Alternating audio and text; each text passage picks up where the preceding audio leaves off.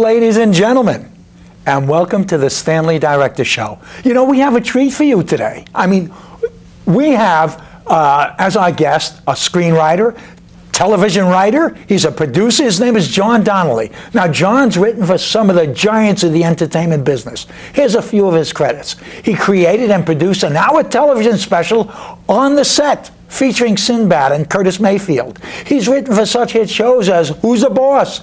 I'm jealous here, John. The Bill Cosby Show, Benson, Sanford and Son, Good Times, you know, The Jeffersons. Now, John also, by the way, created and produced, a music critique video. And also something else. He created a pilot for a show about mother love called Love Court. Now, that really is something. But, you know, John is a very modest gentleman. He also won the NAACP Image Award. Now, John, as jealous as I am, I got to ask you, how did you, John Donley, become a writer? Sweat. Sweat and dreams. Sweat and dreams. Actually, when I first came to this town, I wanted to be an actor. I didn't want to become a writer at all. And I ran around for many years trying to be an actor and ended up most of the time driving cabs. So finally, after trying everything else, I decided to try writing. And it clicked right away for me. After about 11 months of writing, I sold my first show to Norman Lear. And I've been writing basically ever since, and that's been 25 years. You mean Norman Lear? What did you do? Just come off the street, knock on a door, or is your father a big TV producer that you don't want to tell us about? Well, actually, Norman's my father. No, I'm kidding. No, actually, you write spec scripts. I started writing spec scripts. I would write, I used to write sketches for Flip Wilson. Oh. And I ended up writing for that show later on. I started writing Geraldine's sketches, and I used to write scripts for Sanford and Son. And Norman read some of those scripts that I had read earlier, and when they were getting ready to do Good Times, I got a call one day out of the blue. I was totally surprised. A call from Norman Lear, and they invited me down to pitch on Good Times. Pitch means to pitch an idea, to come in with an idea, tell the producers your idea for the show. So anyway, I came in and with my partner, I had a partner then, his name was Kurt Taylor, and we pitched a show called Black Jesus. Oh, really? And that show was the second show when Good Times went on the air. So after that, we went on to write several shows. We just seven or eight shows on Good Times. We went to the Jeffersons. We went to the Flip Wilson show. I finally had a chance to actually write for the Flip Wilson show, after initially writing all of those sketches for Geraldine, etc. There was a guy that was on the Flip Wilson show, Herbie Baker. He has passed on now, but he was so wonderful early in my career. I would send sketches in, and he would encourage me, keep writing, kid. He says, keep writing, you know, they're getting better. So I continued writing, and eventually I ended up getting on all of those shows that I had started to dream about. Everything starts with a dream. It starts with the dream, you know. But you also became a producer. Now, so nothing is going to be in continuity in our conversation here. That's fine. So you know, you produced a couple of shows. You know, one particular show was The Love Court. And in fact, we have a little clip that we can kind of show our magnanimous, gigantic audience out there, and then we'll talk about it. The Love Court is with Mother Love, and she's the judge. And as soon as our lovely Sheila, who is our director, has the opportunity, why we can kind of roll it in and kind of take a look at that, and then we'll get some feedback on it. So I guess whenever Sheila's ready. Thank you all for joining us here on Love Court. I am Mother Love, the judge. Get set for TV's hottest new strip series and America's answer to love and laughter. There you go. Okay, that's enough. We're just hugging on the show, baby. Break it up. It's the show where couples come to court to settle their disputes of the heart. John, how do you put something like that together? Well, actually, I saw Mother Love initially on television one day, and I saw this woman. I said, I've got to do a show for her. So I started spinning the old brain wheels and came up with an idea, and I tracked her down and presented the idea to her, and she loved the idea.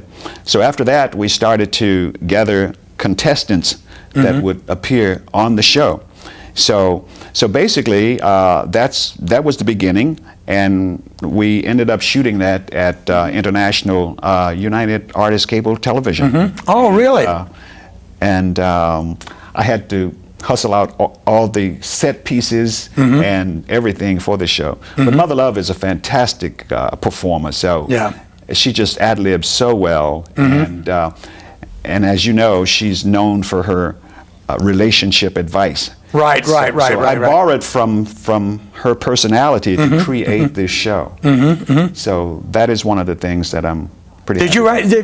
I don't know if we have another clip of that or not. If we did, you could roll it in. If not, why we'll just keep on talking, because you know what strikes me is that you know, just getting an idea, writing it out, and being able to piece it together. Too hot to handle. And oh, there it is. It's working, Daddy.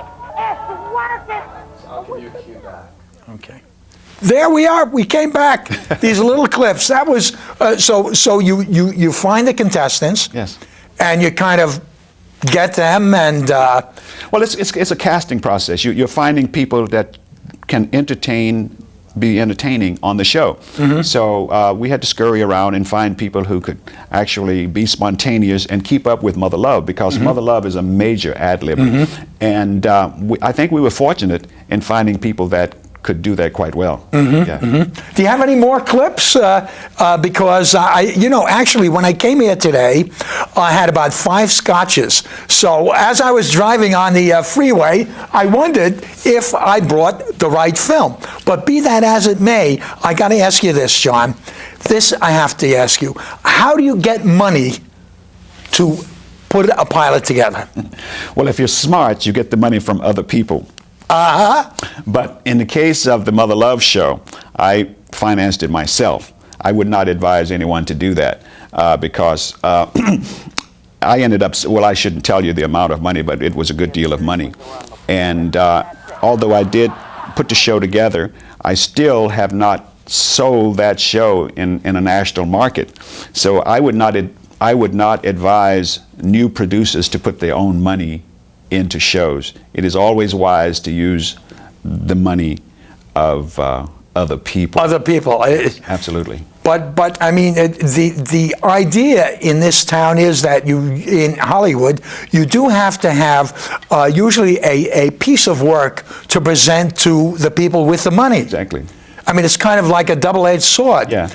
No, I really don't regret that. I'm happy that I did it, because it was a great experience for me.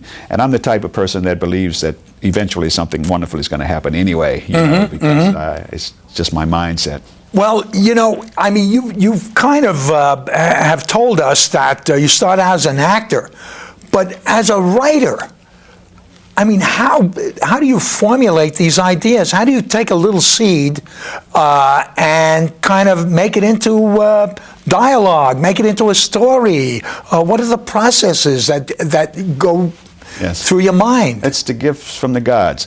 You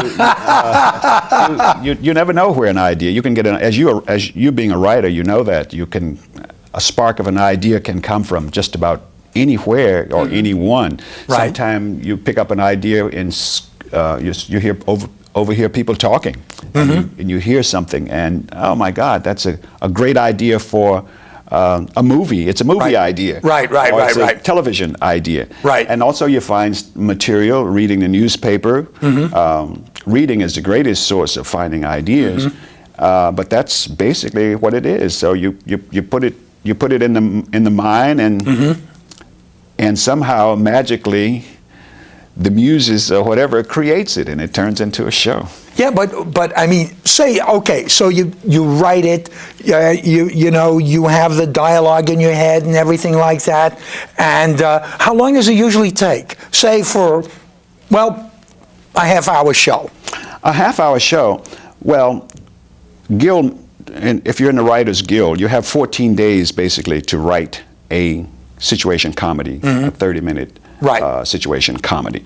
But that's a long. There's a lot happens before you actually sit down and write. Right. You have to come up with the idea. You go to the producers. You pitch the idea. That word again, pitch. And if they like the idea, they will buy it and tell you to go and write an outline. So then you sit down and you write an outline. They call it a step outline. That's beat by beat of the story and in narrative form. So you write that and you come back for another meeting and you present it to the producers and the staff. There are several people sitting around there pitching, telling you changes that you should make. This should go in there, that should not go in there, and you should put this in there, that kind of thing. And then eventually everyone agrees that, okay, this is the way we want the show to go, and go write it this way. So the writer then goes home and writes it. He has 14 days to write a first draft. And you write it and you bring the first draft in and you present that to the producers. Then they read that, they analyze it, and then they call you in to write a second draft. So you write a second draft, and then the show goes in-house, and it is then rewritten by the producers and the staff themselves. That's basically the approach for television, situation comedy. If you are a freelance writer, if you're on staff, it's a totally different process. I've been fortunate enough to be both a freelance writer and the staff writer on several shows. So as a staff writer, I see these images in my mind of these staff writers all in one room, and they're sweating bullets, and they say, oh, the deadline is in 2 hours and we have to have practically a new script. Yes. I mean, do those situations actually? They do. They actually happen. When I was on Who's the Boss with Tony Danza, Monday nights where you just get ready to spend all night writing. The process is, on Friday we would send the scripts out to the actors. They would read it over the weekend. On Monday we would go to the table where everyone would sit down and read the script. And at this meeting, the network officials are there, the producers are there, everybody is there, and they all have input. They all have an idea of what should go in the script. So at the end of that meeting, the writers go back into their offices and rewrite those notes. Sometimes it's necessary to rewrite half of the script, and you spend all night doing it because the show has to be ready for Tuesday morning to take it to the floor where the actual staging takes place. Yes. Now, John, I've spoken to a number of writers, and they seem to say that they get pigeonholed.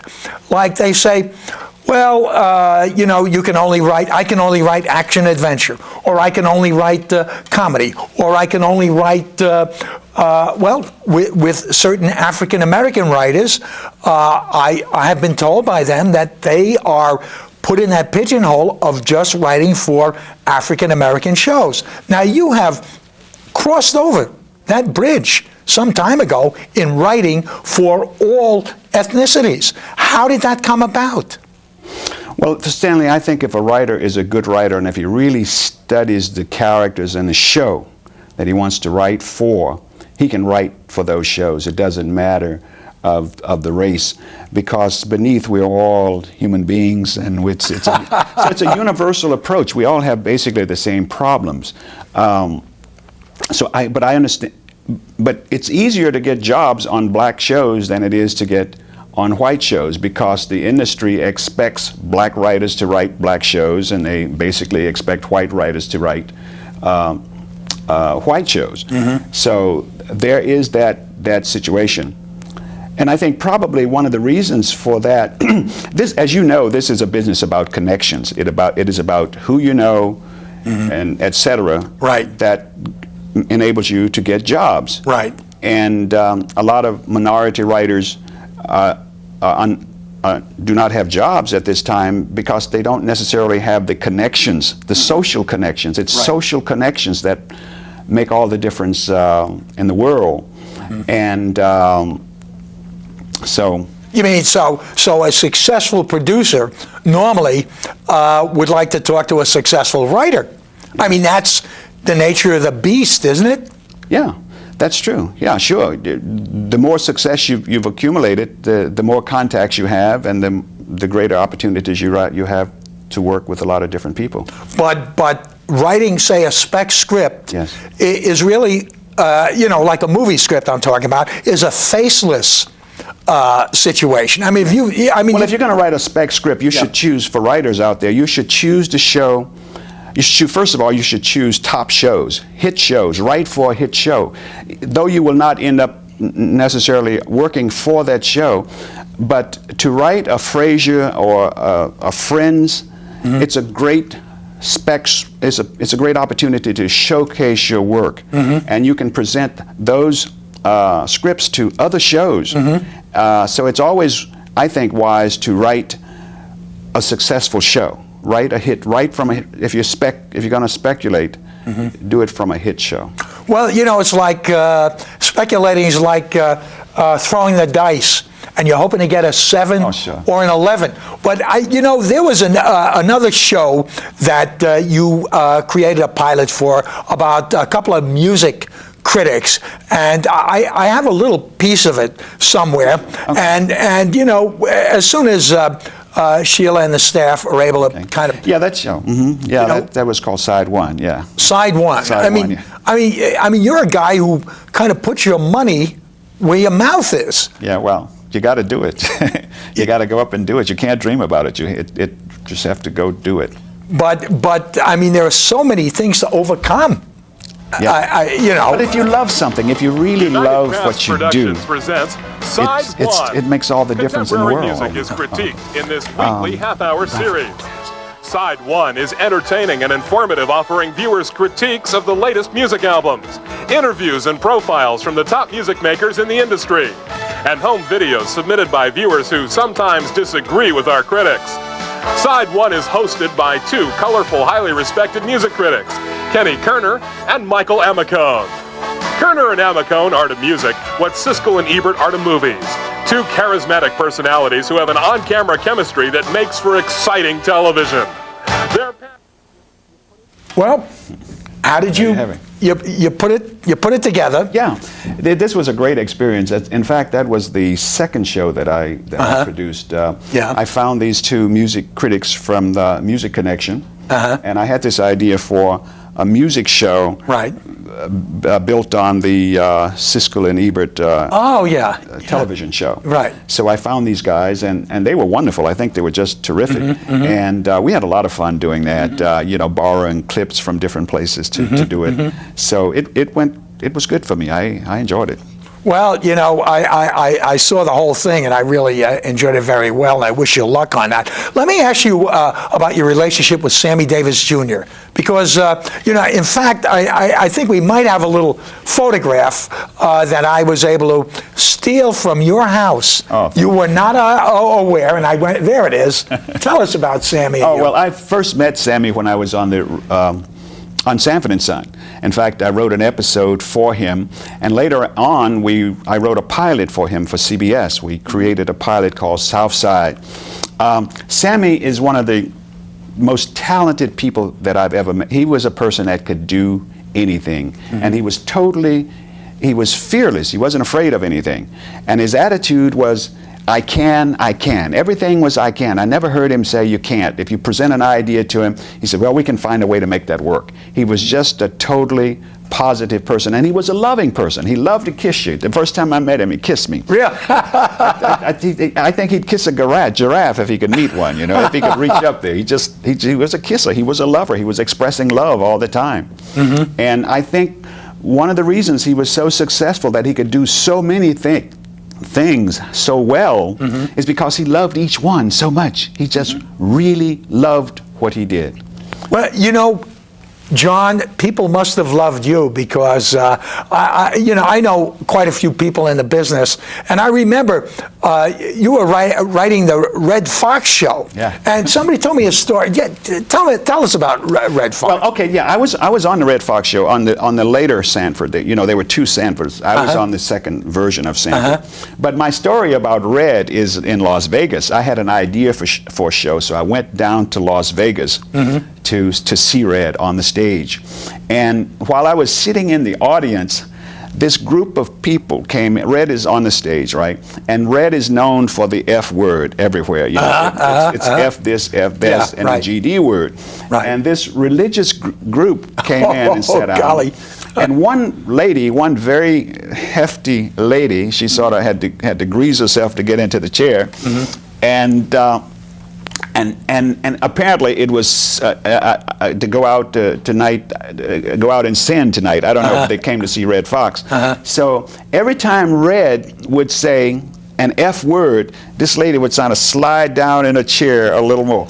So pretty soon I looked up and she's all the way down on the floor because Red is saying F this, F that.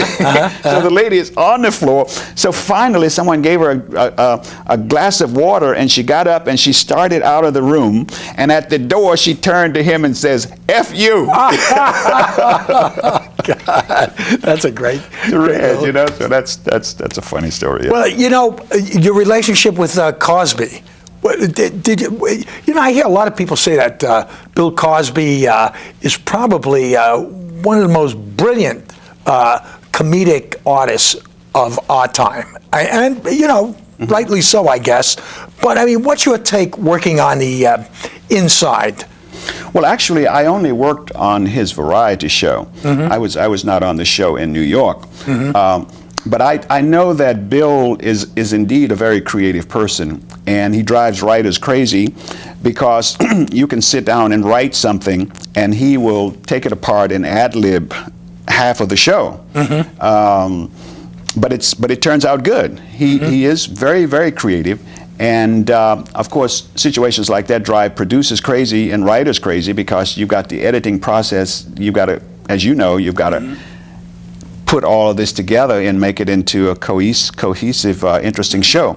So that's difficult with Bill, but he is a very, very creative person. He always has an idea. He always has a creative idea. John, my modest friend, please tell me. I'm looking at my notes here. I have some notes I scribble. I can't even, I should have been a doctor really because I can't. Nobody understands my handwriting. But listen, that NAACP Image Award, how did that come about? Well, okay, I won that when I was a staff writer on Different Strokes. We did a show called Roots. Actually, Roots? The episode was called Roots. And it was based upon Arnold and Willis finding their roots because they were living in a white household. And they were adopted by white parents. So that's what the show was basically about these boys delving into their past and finding out who they were really about. And fortunately, the NAACP Image Award officials liked the show, and they gave us the award for Best Comedy of that year. I believe that was 1982, as I recall. Yeah, a lot of people were in the audience in those days. Mayor Bradley was there. In fact, Debbie Allen presented the award to me at that time. She has gone on to great fame and fortune. John, would you say that your humble roots are actually Arkansas? Oh yeah. And something very humbling. Yes, absolutely. I'm from Arkansas. I grew up in Arkansas. Half of my family is still in Arkansas. We have a farm in Arkansas. I was a farmer when I was a kid. Didn't you once say a sharecropper? Yeah, well, at one time, my mother was married to my stepfather, and they were actually sharecroppers, and I used to come over there and pick cotton and chop cotton and and all of that, and I hated it. And it started me dreaming. I wanted to I've always chased fame and fortune. So at first I wanted to be a baseball player. So right out of getting out of Arkansas, I went to Chicago and I tried out for the Chicago Cubs. Oh, wow. I played baseball. I tried out for the White Sox. And at the time when I went to try out for the Cubs, I was 130 pounds. Here I am, this skinny kid, 130 pounds. And at the end of the tryout, the coach said to me, "Go home and eat, kid, and come back and see me a couple of years." I was totally devastated because that was my dream, and suddenly it went down the drain. And then I went into the military, and I had a chance to play baseball in the military. And I met an actor there. That's where I became interested in this business. I met an actor in Germany who put on a production of Chekhov's The Marriage Proposal. Oh, yeah, sure. And I had a chance to see the insides and outsides of that production, and that inspired me. At that time, I wanted to be an actor. So after that experience, I sat out, after I got out of the military, I came to California, I went to City College and UCLA, and I majored in theater arts, and I ran around trying to be an actor for 5 or 6 years, and then eventually ended up being a writer and a producer. What you say is so profound. I mean, our show is kind of wrapping up pretty soon. But I mean, what would you suggest to people who want to be writers in the entertainment business? Well, how would they start out? Well, I think you start with a dream and a desire, and never give up your dream, no matter what. You must always feed your dream. You must water your dream every day. And it's very important to love what you do. I think you should choose what you love, because if you love something, it will reveal its secrets to you. If you stick with it, you'll eventually learn how to do it. So it's repetition. It's keep doing it, keep doing it, keep doing it. Never ever quit. That's the secret. Now, Eddie Murphy's company. Yes. I'm praying. Thank you. I'm hoping. So am I. Yeah. You have a script floating around. Yes, I do. In fact, 2, but one now with associates of Eddie Murphy that are looking at, and it looks good so far. But you never know. But the dream is always absolutely. Absolutely. And I have another script, a romantic comedy that I'm working on now that I plan to present to Sidney Poitier. I would love for him to star in it and direct it. It's a marvelous piece about a boy from Watts falling in love with a girl from Beverly Hills. Oh, wow. It's about rich black people and poor black people. So it's... wow. That's, yeah. John, John Donley, my great guest. Love him. We're going to keep talking as we're going out. Okay. Thank you for being here. And I want to ask you, I have a script about 120 pages, and you're a producer. Yes. Do you think maybe I could get you to produce my script? And, I got to read it. I got to read it. Is it good? Is it a good script? Oh, it's the greatest script in the world. All right. Probably not as good. About? Well, actually, it's a boy meets girl, but I'm more interested in your script, actually, come to think of it.